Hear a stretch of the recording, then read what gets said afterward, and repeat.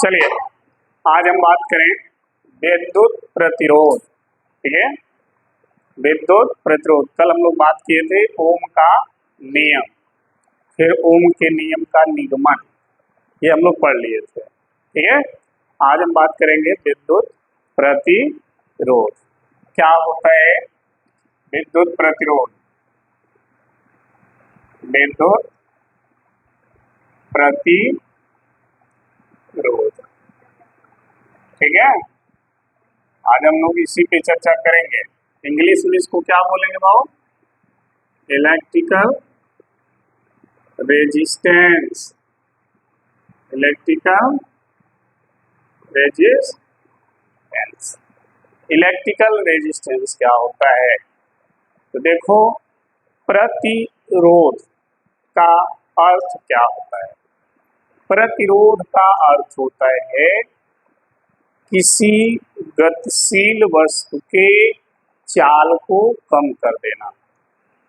अगर कोई वस्तु गति तेजी से कर रही है तो उसकी गति को क्या कर देना? कम कर देना। ये होता है प्रतिरोध। तो यहाँ पर जो प्रतिरोध की हम बात कर रहे हैं, इसका अर्थ होता है कि जब किसी चालक में विद्युत धारा प्रवाहित होती है, ठीक, तो ये क्या करता है? उस धारा की गति को धीमा कर देता है। क्या करता है? धीमा कर देगा। इसीलिए इसका नाम है प्रतिरोध। रोध मतलब रुकावट। रोड पे जब जाते हैं तो आप देखिएगा, बाइक वाइक से जाते होंगे तो जगह जगह ब्रेकर बना होता है। ब्रेकर देखे है ना? वो ब्रेकर क्या करता है? आपकी गति, आपके बस, आपकी गाड़ी जो भी इससे जा रहे हो, उसके गति को क्या करता है? धीमा कर। वहां जाते जाते आप अपने बाइक या अपने वाहन के स्पीड को क्या करते हैं? कम कर लेते हैं उस ब्रेकर के कारण। वैसे ही पदार्थों के अंदर होता है। पदार्थों के अंदर जब धारा बढ़ती है तो पदार्थों के अंदर भी इसी तरह का एक गुण पाया जाता है। क्या पाया जाता है? गुण। और वो गुण जो है, वो उसके अंदर जब धारा बढ़ती है तो उसी गुण के कारण वो पदार्थ अपने अंदर धारा की गति को क्या करता है? धीमा कर देता है। ठीक है, जैसे आप सभी के अंदर गुण है, बहुत सारे गुण आपके अंदर हैं, उसी तरह पदार्थ के अंदर भी बहुत सारे गुण हैं। उन्हीं में से एक गुण यह भी है कि जब उसके अंदर से धारा बहती है तो वह उस धारा की गति को क्या करता है? धीमा कर देता है। उसी गुण को हम क्या कहते हैं? प्रतिरोध कहते हैं। तो अगर कोई प्रश्न करे कि विद्युत प्रतिरोध है क्या, या विद्युत प्रतिरोध किसे कहते हैं, तो आप कह सकते हैं कि सर जी, पदार्थ का एक ऐसा गुण जिसके कारण वो धारा प्रवाह का क्या करता है? रोधक उत्पन्न करता है। रोधक मतलब रुकावट। धारा प्रवाह में क्या करता है? रुकावट उत्पन्न करता है। पदार्थ का वह गुण क्या कहलाएगा? प्रतिरोध कहलाएगा। समझ में आ गया है? तो इस चीज को ध्यान रखिएगा। तो लिखेंगे विद्युत प्रतिरोध पदार्थ का एक क्या है? भौतिक गुण है। भौतिक गुण है। पर विद्युत प्रतिरोध क्या है? पदार्थ का एक भौतिक गुण है। लिखना पहले समझ ला। ठीक है, ये गुण है, एक और कुछ नहीं है, सब पदार्थ में पाया जाता है। बस इतना है कि यह गुण किसी पदार्थ में कम होता है और किसी पदार्थ में ज्यादा होता है, लेकिन ये गुण सबके अंदर होता है। तो विद्युत प्रतिरोध पदार्थ का एक क्या है? भौतिक गुण है, जिस गुण के कारण, यानी जिसके कारण वह वह पदार्थ अपने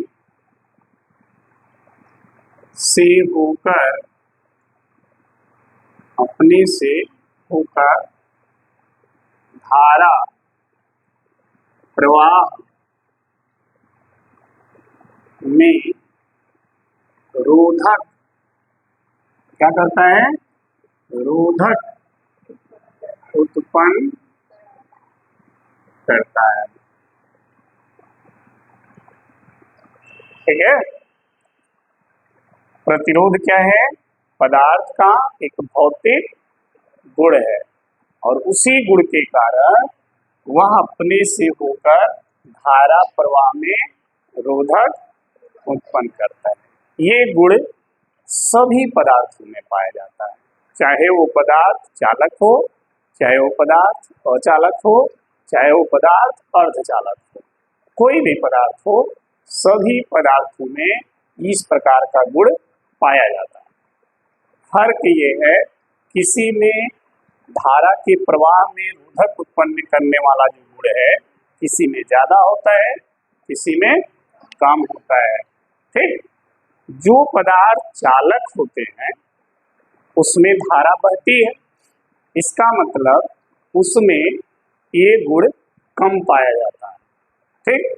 जिस पदार्थों में धारा नहीं बहती है, इसका मतलब उस पदार्थों में यह गुण ज्यादा पाया जाता है, इसलिए धारा को प्रवाहित होने नहीं देता है, रोक देता है। तो चालक का विद्युत प्रतिरोध क्या होता है? कम होता है। ऐसा नहीं है कि होता ही नहीं, होता है लेकिन कम होता है। ठीक। और अचालक का विद्युत प्रतिरोध क्या होता है? ज्यादा होता है। जैसे मान लीजिए आप रोड से जा रहे हो, एकदम 80 के स्पीड में जा रहे हो, ठीक, रोड पे भीड़ आ गई, तो जब भीड़ होगी तो आप अपने स्पीड को क्या करोगे? कम करोगे और धीरे धीरे भीड़ से निकल जाओ। यानी आपकी स्पीड वो भीड़ क्या कर दी? कम कर दी। तो वह भीड़ क्या हो गया? प्रतिरोध हो गया। ठीक, क्योंकि वो आपके स्पीड को कम कर दिया। ऐसा नहीं कि आपको जीरो कर दिया, ऐसा है नहीं है, वो आपको जीरो नहीं किया, आप कम करके धीरे धीरे निकल गए। लेकिन सोचिए, अगर वही भीड़ बहुत ज्यादा हो, तो क्या आप उस भीड़ से निकल पाएंगे? नहीं, अंत में आपको वापस हो जाना पड़ता है। ठीक। उसी तरह से जिस पदार्थों में यह भीड़ यानी प्रतिरोध ज्यादा हो जाता है, उस भीड़ से, उस प्रतिरोध से या उस पदार्थ से धारा प्रवाहित नहीं हो पाती है।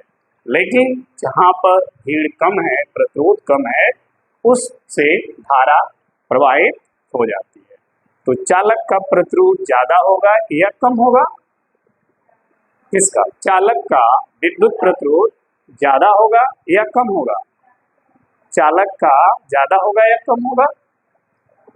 अरे कम होगा। क्यों? क्योंकि चालक में धारा बहती है, तो धारा तभी बहती है जब उसका प्रतिरोध कम होगा। अगर प्रतिरोध ज्यादा हो जाएगा तो धारा बहेगा? तो कहने बोल रहे हो तुम लोग? चालक में धारा बहती है, जानते हो ना, इसीलिए तो चालक है। तो धारा बहती है, इसका मतलब उसमें प्रतिरोध होता है लेकिन कम होता है। क्यों प्रतिरोध होता है? क्योंकि चालक भी किसी पदार्थ का ही बना होगा और पदार्थ का ये गुण है, तो उसमें भी तो ये गुण होगा, लेकिन ये गुण कम होगा। ठीक है। ऐसा नहीं है कि ये गुण होगा ही नहीं, होगा लेकिन कम होगा, और कम गुण के कारण धीरे धीरे आप गति कर लेते हो, यानी धारा बह जाती है। लेकिन अगर वही गुण ज्यादा हो जाए, रोकने वाला गुण ज्यादा हो जाए, भीड़ ज्यादा हो जाए, तब धारा रुक जाएगी, धारा प्रवाहित नहीं होगी। तो धारा किसमें प्रवाहित नहीं होती है? अचालक में। इसका मतलब कि जो अचालक होता है उसका प्रतिरोध क्या होता है? ज्यादा होता है। समझ आ गई बात? अगर कोई प्रश्न करे, बताओ लकड़ी और तांबा किसका प्रतिरोध ज्यादा होगा?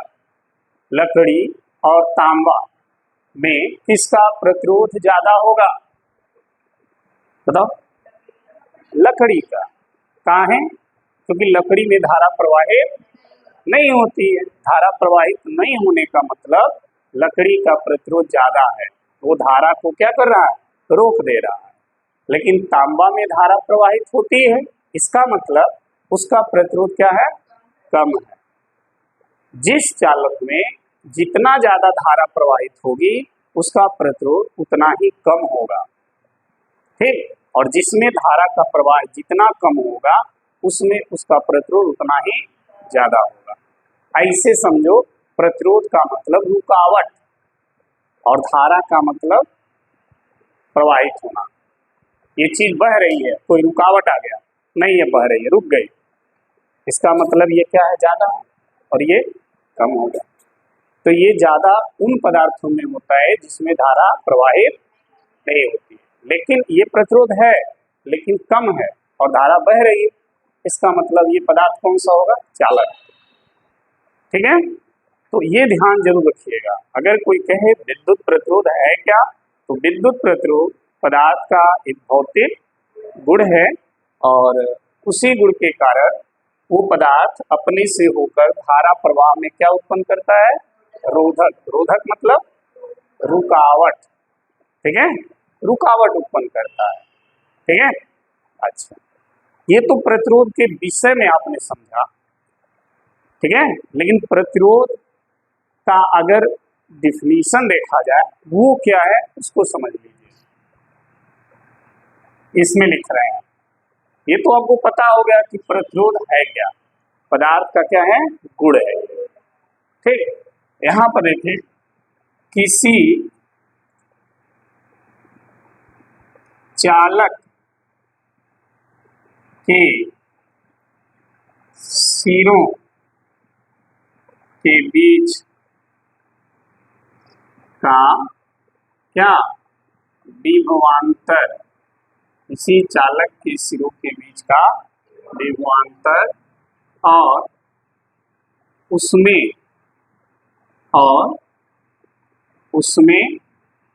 प्रवाहित क्या? धारा, और उसमें प्रवाहित का क्या? अनुपात। क्या? अनुपात को चालक का क्या कहते हैं? विद्युत प्रतिरोध कहते हैं। समझ में आ गई बात? अगर कोई प्रश्न करे कि विद्युत प्रतिरोध क्या है, ठीक, तो देखिए विद्युत प्रतिरोध है क्या, वो अगर कोई पूछता है तो आप कह सकते हैं किसी चालक के सिरों के बीच का विभवांतर और उसमें बहने वाली धारा का जो अनुपात होगा वो चालक का प्रतिरोध कहलाता है। बता रहे हैं, यहाँ तक ठीक है। ये प्रतिरोध है क्या, या प्रतिरोध का काम क्या है? तो धारा के प्रवाह में रोधक उत्पन्न करना, रुकावट उत्पन्न करना, ठीक है। अच्छा, प्रतिरोध को प्रदर्शित करते किससे हैं? इसे आर से क्या करते हैं? प्रदर्शित करते हैं। इसे आर से प्रदर्शित करते हैं। विद्युत प्रतिरोध को आर से प्रदर्शित करते हैं। मान लीजिए हमारे पास ये कोई चालक है, ठीक, ये चालक है, हमने इस चालक के दोनों सिरों के बीच भी वोल्ट का विभवांतर स्थापित कर दिया। ये विभवांतर कहाँ से स्थापित होगा? जब इस चालक को किसी विद्युत स्रोत से आप जोड़ेंगे तो विद्युत स्रोत चालक के दोनों सिरों पे क्या करेगा? विभवांतर स्थापित करेगा। एक पर विभव ज्यादा कर देगा, एक पर विभव कम कर देगा, तो दोनों के बीच का जो अंतर आएगा वो हो जाता है विभवांतर। तो ये भी वोल्ट दोनों के सिरों के बीच का विभवांतर है। जैसे विभवांतर स्थापित होगा तो इसमें धारा का प्रवाह चालू हो जाएगा, धारा बहने लगेगी, सही है ना। तो इस विभव और इस धारा का जो अनुपात है यानी V बटा I, इसी को अनुपात बोलते हैं, ठीक है।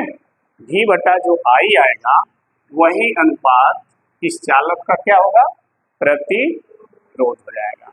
तो विद्युत प्रतिरोध का सूत्र हो जाता है R इक्वल टू V बटा I।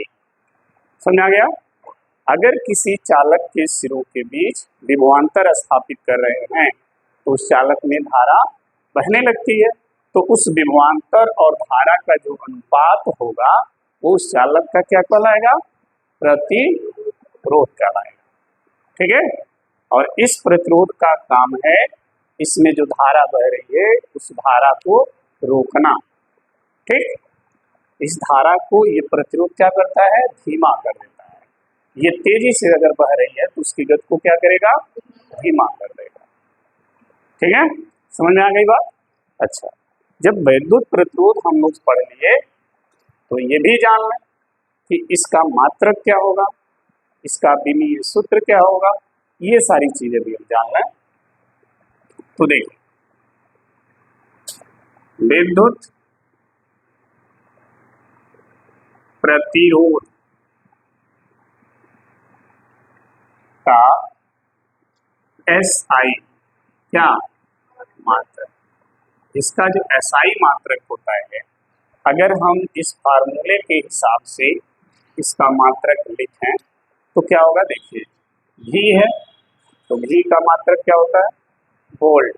विभव है ना, तो विभव का मात्रक वोल्ट, ये हो गया वोल्ट बटे को प्रति। धारा का मात्रक क्या होता है, विद्युत धारा का मात्रक बताओ, विद्युत धारा का मात्रक बताओ जी अंजलि, विद्युत धारा का मात्रक, विद्युत धारा का मात्रक, विद्युत धारा का मात्रक, विद्युत धारा का मात्रक, हाँ विद्युत धारा का मात्रक बताओ जी क्या, हाँ क्या है विद्युत धारा का मात्रक, कौन क्लियर बताएगा, बता दो। विद्युत धारा का SI मात्रक क्या है, जिसको क्लियर है कम बताओ, हाँ चलो तुम बताओ जी क्या है, कापी देख ली, तुम बताओ, तुम बताओ।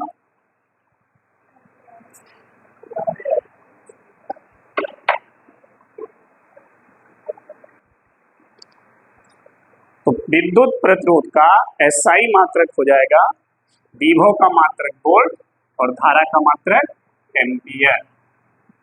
ये धारा का मात्रक है, ये एम्पियर, तो प्रतिरोध का मात्रक हो गया वोल्ट प्रति एम्पियर। इसी को एक और नाम से हम जानते हैं, एक और नाम क्या है, ओम। क्या है, ओम। इस ओम को साइन में ऐसे प्रदर्शित किया जाता है, ध्यान रखना, इस तरह से। अगर कहीं पर लिखा है 2 और ऐसे बना है, इसको क्या पढ़ोगे, 2 ओम, 2 ओम। और ये 2 ओम किसका मात्र मान है, प्रतिरोध, किसका मान है, प्रतिरोध का, ये ध्यान रखना। ठीक है, तो विद्युत प्रतिरोध का SI मात्रक वोल्ट प्रति एम्पियर या ओम होता है। ठीक, चलिए, जब इसका मात्रक होगा तो ये भी होगा, इसका विमीय सूत्र भी होगा, क्या होगा, विमीय सूत्र। तो विद्युत प्रतिरोध का विमीय सूत्र, इसका विमीय सूत्र क्या होगा, तो देखिए विमीय सूत्र कैसे लिखेंगे।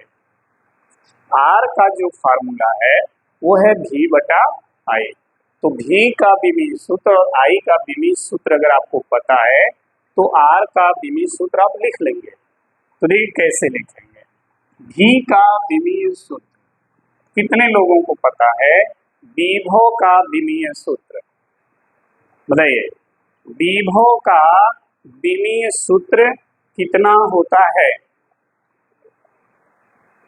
अच्छा, विभव का विमीय सूत्र न बता करके विभव का सूत्र बता दो, सूत्र बता दो, विभव बराबर क्या होता है, विभव बराबर क्या होता है? V बराबर क्या होता है बताओ? V बराबर क्या होता है? फार्मूला क्या है विभव का? हैं? किसी को पता है? बताओ जल्दी। हाँ, विभव का फार्मूला जहां विद्युत विभव पढ़ाया गया, V बराबर के क्यू बाई आर, तो किसी बिंदु आवेश के कारण विभव का सूत्र है। केवल विभव का सूत्र बताइए, बताइए। नहीं बताएंगे? हाँ, चलिए देखिए, तो यहां से हम विभव का विमीय सूत्र निकालेंगे। अगर आपको विभव का विमीय सूत्र एग्जाम में भूल गया, नहीं याद है, तो विभव का सूत्र याद होगा। विभव के सूत्र से विभव का विमीय सूत्र निकालिए। कैसे निकलेगा? देखिए, विभव बराबर होता है W बटा आवेश। W क्या है? कार्य, और आवेश है कार्य। कार्य का विमीय सूत्र निकाल लीजिए। मान लो कार्य का भी विमीय सूत्र तुमको नहीं पता, हम मान लिए कि तुमको कार्य का भी विमीय सूत्र नहीं आता है। जब ऐसे हो तो कहां से आएगा?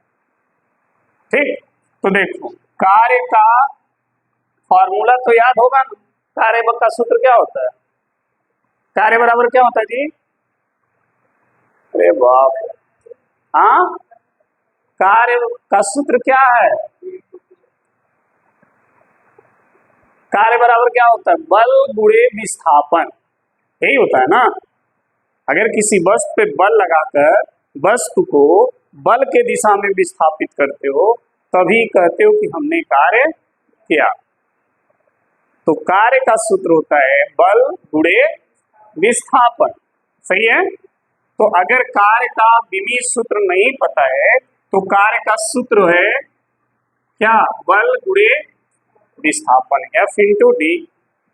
लो, अब इसमें आ गया F। F क्या है? बल। क्या है? बल। तो बल का विमीय सूत्र देखो क्या है। मान लो बल का भी विमीय सूत्र तुमको नहीं पता, कहां से पता रहेगा? बल का भी विमीय सूत्र तुमको नहीं पता, तो क्या करोगे? बल का जो सूत्र है वो बताओ। तो बल बराबर क्या होता है? F बराबर होता है m इंटू ए। ये होता है बल का सूत्र, F equal to m into a. इसमें क्या है? ए। क्या है? ए क्या है? त्वरण। क्या है? अब त्वरण का विमीय सूत्र बताओ। वो नहीं याद होगा, मान लो नहीं याद है त्वरण का, तो फिर त्वरण का सूत्र देखो क्या है। त्वरण का सूत्र होता है ए बराबर होता है वेग बटा समय।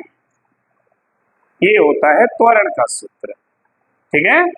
अब देखो, अगर मान लो तुमको वेग का विमीय सूत्र याद है, ठीक, तो लिखो। नहीं याद है तो फिर वेग का सूत्र बताओ क्या होगा। तो फिर देखो, वेग का जो सूत्र होता है v बराबर, वो होता है दूरी बटा विस्थापन बटा समय। ये होता है वेग का सूत्र, विस्थापन बटा समय। समझ आई बात? जब हर चीज को सही ढंग से पढ़ोगे तभी आएगा। अब देखो, इसमें विस्थापन है, और विस्थापन क्या है? लंबाई है, और लंबाई को किससे प्रदर्शित करते हैं? L से। किससे? L से। तो इस D के जगह क्या लिखोगे? L। टाइम है, टाइम को क्या लिखते हो? T। क्या? T। तो क्या आया? L बटा T को ऊपर ले जाओगे तो ब्रैकेट में क्या आएगा? L T पे माइनस 1, क्योंकि T ऊपर जाएगा तो उसका घात कितना हो जाएगा? -1 घात होगा ना। तो T ऊपर गया, किसका घात हो गया? -1, ठीक। तो वेग का विमीय सूत्र क्या मिला? L T पे -1। देखो, ये वेग का विमीय सूत्र है। अगर याद कर लिए तो ठीक है, अगर नहीं याद है तो ऐसे निकाल लेना। बट याद होना चाहिए ना, वेग का सूत्र क्या है? विस्थापन बटा समय। ये सूत्र तो याद होना चाहिए। देखो, उसी सूत्र से हमने निकाला। समझ आई बात? अच्छा, चलो, V का विमीय सूत्र आपको मिल गया। अब वो V का जो विमीय सूत्र आपने निकाला है, वो भी के जगह क्या करेंगे, रख देंगे। सही है। बटा नीचे क्या है, टी, टी को क्या लिखते हो, कैपिटल टी। ये टी ऊपर जाएगा, एक माइनस और ऊपर बढ़ जाएगा, कितना आएगा बताओ, एल टी पे माइनस 2 हो जाएगा ना। अरे भाई ये वो माइनस पहले ऊपर है, और एक टी ऊपर जाएगा, ये माइनस हो जाएगा, तो टी पे कब माइनस हो गया। तो देखो त्वरण का विमीय सूत्र हो गया एल टी पे माइनस 2। समझ में आ गया। इसी तरह विमीय सूत्र निकाला जाता है। तो देखो त्वरण का विमीय सूत्र हमको पता चल गया, अगर रटना है तो रट लो, नहीं रटना है तो निकालने का तरीका देख लो कैसे निकाला जाएगा। चलो त्वरण आ गया, अब आ जाओ ए का विमीय सूत्र मिला, इस फार्मूले में आओ। एम क्या है, द्रव्यमान, और द्रव्यमान का विमीय सूत्र क्या होता है, एम, कैपिटल एम। और त्वरण का आपने निकाल लिया, यहाँ रख दीजिए एल टी पे माइनस 2 हो गया। तो बल का विमीय सूत्र क्या मिल गया, एम एल टी पे माइनस 2। ये बल का विमीय सूत्र हो गया। जब बल का निकल गया तो इस फार्मूला में बल का विमीय सूत्र रख दो। तो देखो बल का विमीय सूत्र हो गया एम एल टी पे माइनस 2, और डी क्या है, विस्थापन है, और विस्थापन को क्या लिखते हो, एल, क्या लिखते हो, तो यहाँ पर एल लिख दो। अब देख लो गुणा करके देख लो, एम एल का एल में गुणा करोगे तो एल पे क्या घात हो जाएगा, और टी पे माइनस 2। तो ये किसका विमीय सूत्र निकल गया, कार्य का। हो गया, कार्य का विमीय सूत्र निकला। हाँ, ये कार्य का विमीय सूत्र है।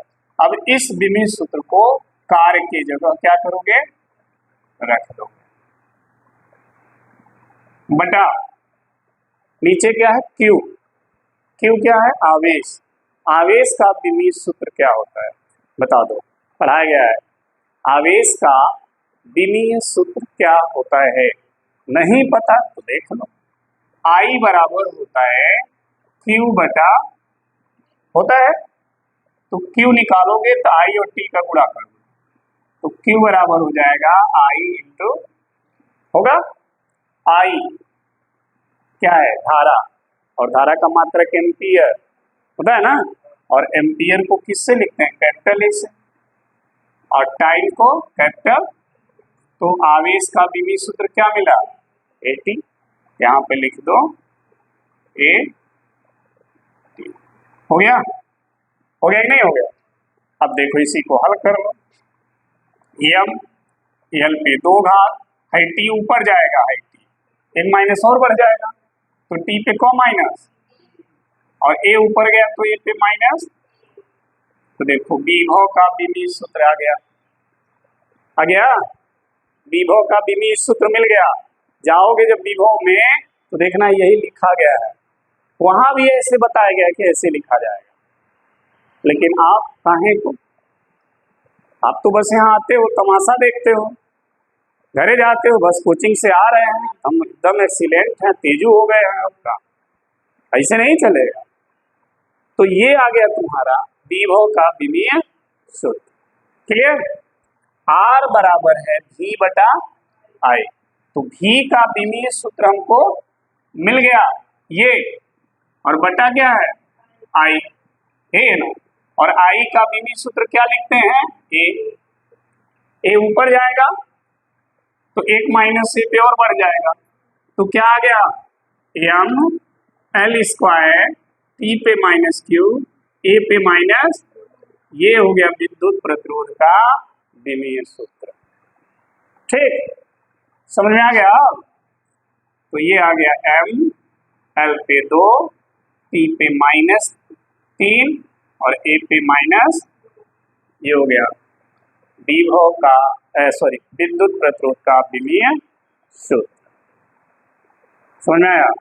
तो ऐसे या तो इसको याद करो या तो ये सब तरीका जान लो, तो याद नहीं होता है जल्दी, तरीका पता होना चाहिए, क्योंकि हर जहां जहां फार्मूला हम पढ़ाएंगे हर जगह विमीय सूत्र लिखवाएंगे, तो किसका किसका याद करोगे? तनिको घात इधर से उधर हुआ, प्लस की जगह माइनस हो गया या -3 की जगह -2 हो गया तो गलत हो जाएगा, नंबर कट जाएगा।